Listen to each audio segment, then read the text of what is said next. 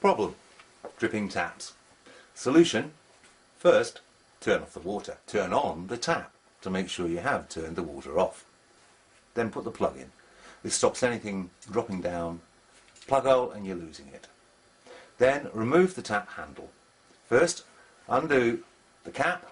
Sometimes you'll need a screwdriver to get this off, and then the tap handle itself.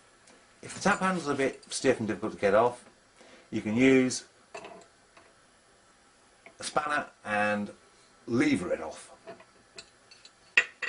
Now the tap's ready for the tap head to be removed. The easiest, safest way to remove a tap head nut is using the new Easy Tap Splitter from ABD Tools. This kit contains everything needed to remove a stubborn head nut with very little force and no damage to the connections or ceramic wear. To use this, push the sleeve over the spout. If this is loose, use the rubber inner sleeves to obtain a snug fit. Select the correct size of insert and place over the tap head nut. Fit the tap spanner to the left of the tap at approximately 45 degrees and tighten the hand screw towards the spindle to hold the tap spanner horizontal.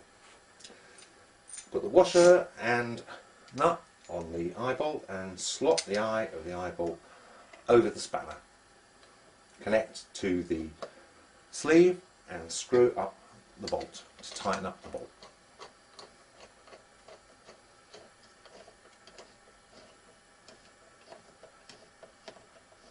When you've got it hand tight, use the small spanner turning clockwise until you feel the pressure released as the seal on the head nut is split. Keep turning to make sure the nut is fully released. Oh, one other alternative, traditional alternative to this, is to remove the whole tap, clamp it in a vise and apply the pressure, but we don't recommend this. It tends to damage the tap somewhat, though with a sledgehammer you can get a fair amount of pressure.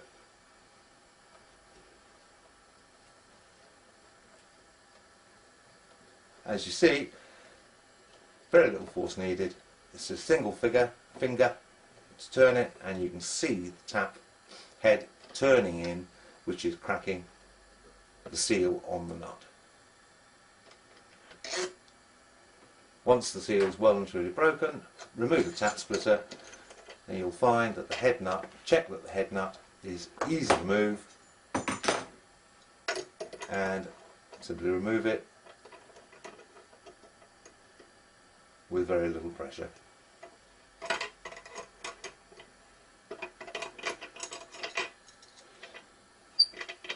Take the head nut off, and this now allows you to replace the washer that's under the bottom there. You can get a tap reseater to regrind the seat which is inside the tap itself. If necessary, you can replace the spindle if the spindle is damaged. Once you've repaired your tap, you can use the tap splitter to put it back on again with a decent amount of pressure. Just reverse it and turn it until you feel that there is enough pressure to have made